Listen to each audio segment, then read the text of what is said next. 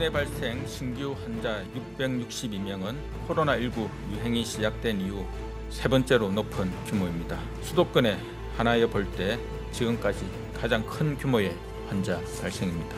무증상 감염, 잠복 감염이 넓게 자리하고 있음을 의미하는 것으로 보고 있습니다. 수도권에서의 감염 위험도가 상당히 높아진 만큼 수도권 주민들께서는 모든 사회 활동은 자제하시고 불필요한 외출은 삼가해 주시기 바랍니다. 마스크 착용을 잊지 마시고 다른 사람과의 접촉 자체를 최소화해 주시기 바랍니다. 네, 거리 두기 단계가 상향됐지만 코로나 확진자 숫자는 좀처럼 줄어들지 않고 있습니다. 김성환 평론가와 함께 코로나 상황 짚어보도록 하겠습니다. 안녕하십니까? 네, 안녕하세요. 자, 신규 확진자 수 어제 600명 밑으로 내려가는가 싶었는데 오늘 다시 또 올라갔어요. 네, 686명을 기록했습니다. 네. 어제보다 92명이 지금 늘어난 수치인데요. 네. 지금 거의 700명이 육박하는 그런 이제 확진자가 나오고 있는 상황입니다. 화면에 나오는 숫자는 지역 감염자 숫자만 지금 그래프로 보여지는 겁니다. 그러니까 1차 대유행 때 정점을 찍었을 때 그때가 3월 2일이었는데요. 그 3월 2일과 같은 수치가 지금 나왔습니다. 그러니까 역대 두 번째로 지금 가장 많은 확진자가 나왔다고 볼 수 있습니다. 네. 그러니까 수도권도 500명 넘게 지금 확진자가 나왔고요. 지금 경남이 31명, 그리고 충북과 부산이 20명대를 기록했습니다. 지금 그 하루 전보다 검사 건수는 늘었는데 검사 건수 대비 확진율 이거는 또 떨어졌어요. 이게 무슨 의미입니까? 그러니까 어제 그 검사 건수가 31,900여 건이었거든요. 네. 그 바로 전날보다 2만 건 정도 검사 건수가 늘어난 겁니다. 네. 그래서 검사 건수가 늘어났는데 그 건수 늘어난 거에 비해서 확진자 수치는 상대적으로 적었기 때문에 양성률은 5%에 육박하는 수준에서 2%대 초반으로 지금 내려앉았거든요. 네. 근데 갑자기 검사 수가 이렇게 늘어난 것은 국민들이 사회적 거리두기를 하고 코로나19 감염에 대한 우려가 점점 커지면서 지금 이상 증상이 나타나도 진단검사를 받으려고 하는 그런 모양이 좀 나타난 것 같고요. 또 정부에서도 적극적으로 진단검사를 좀 받으라 이렇게 권유한 것도 하나의 효과가 나타난 것 같습니다.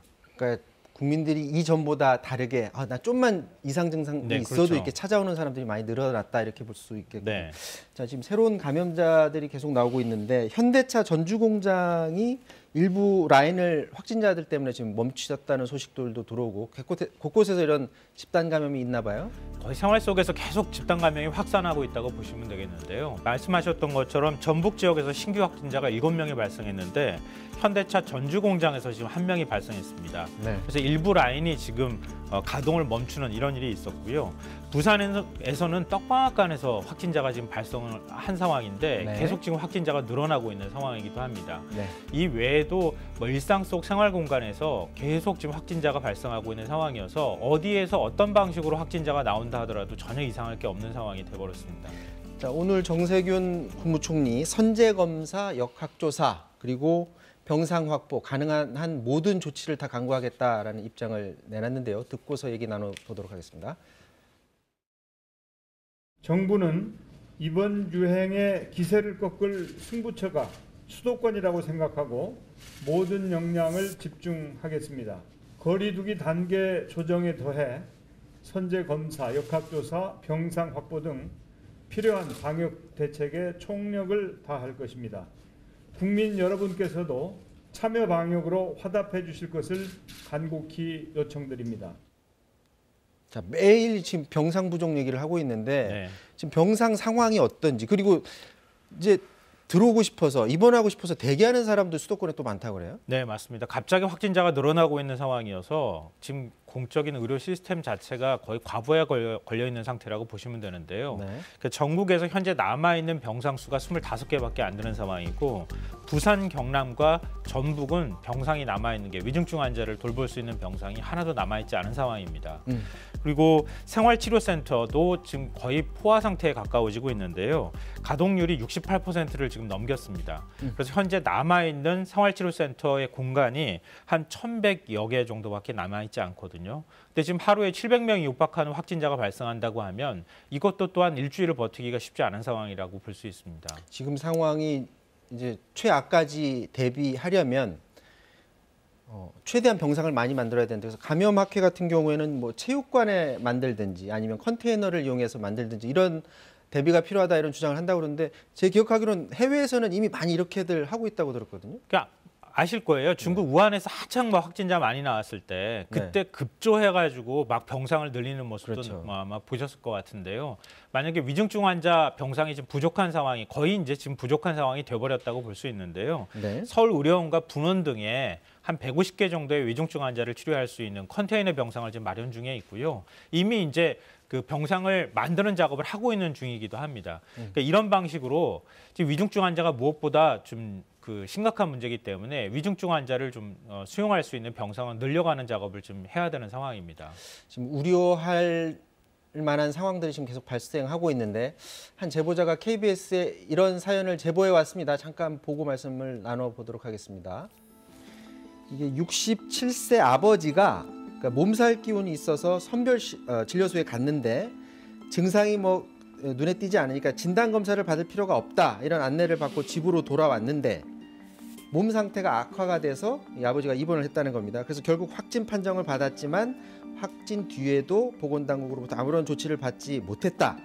근데 거기서 그치는 게 아니라 그러는 사이에 어머니 그리고 여동생까지 확진 판정을 받았다라는 그런 제보인데 KBS에서 이제 이 보도를 한 다음에 생활치료센터로 이제 아버지하고 동생을 일단 옮겼다고 해요. 근데 이제 문제는 병상이 이제 부족하다 보니까 경기도 같은 경우 이제 홈케어 예전에 했던 걸 이제 다시 가동한다고 하는데 집에서 이렇게 대기하는 그런 기간 동안 제대로 조치가 이루어지지 않으면 지금 같은 그런 사연이 다시 재현될 가능성도 있을 것 같아요. 그럴 가능성이 있다고 봐야 될 것 같습니다. 이재명 지사도 뭐 솔직하게 얘기를 했는데요. 병상이 부족한 것뿐만 아니라 생활치료센터도 당장 더 만들기가 쉽지는 않은 상황이다. 네. 그럴 경우에 대비해서 지금 홈케어 서비스라고 말씀하셨는데요. 홈케어 시스템이 가정 건강관리 시스템이라고 이렇게 풀어서 말씀드릴 수 있는데 이 시스템 운영단에 의사나 간호사 등이 포함되어 있고요. 지금 확진자가 발생했을 때 가정 내에 대기하면서 하루 한 번씩 건강 상태를 확인하는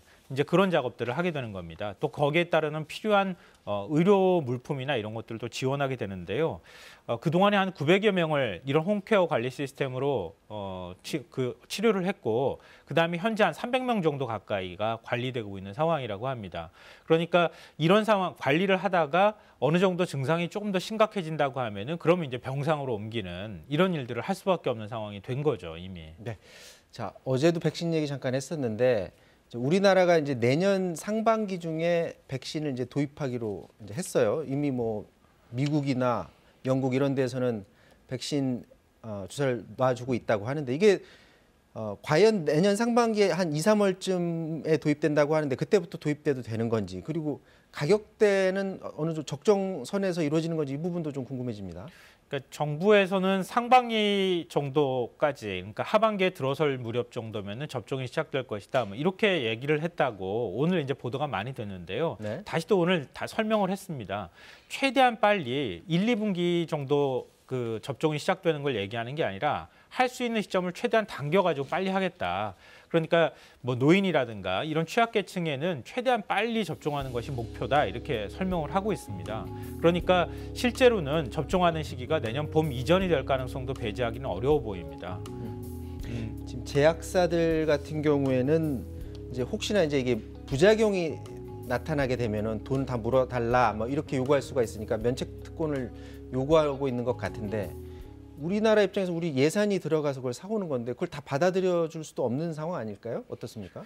지금 일종의 글로벌 스탠다드라고 뭐 제가 그렇게 표현해야 될 것 같은데요. 네. 현재 제약사들이 백신을 급하게 만든 거 아닙니까? 임상 3상 정도까지 끝나고 바로 지금 이제 승인을 받아서 백신 접종을 시작하고 있는 건데 백신 수입하는 거의 대부분의 나라들이 면책 조항을 지금 계약서에 넣고 있는 상황이라고 합니다. 네. 그러니까 우리나라도 그것에 준하는 표준 계약서에 따라서 지금 계약을 맺을 수밖에 없다 이것이고요.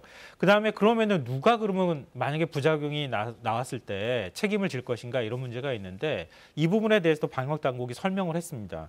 감염병 예방법 71조에 보면 이런 상황에서 대유행 상황에서 만약에 뭐 백신이라든가 이런 것들을 접종했을 때 부작용이 나타나면 국가가 책임지도록 돼 있다고 합니다. 그러니까 제약회사가 책임지지 않는다면 국가가 부작용에 대해서 책임질 수 있도록 하겠다. 이게 방역당국 현재 입장입니다.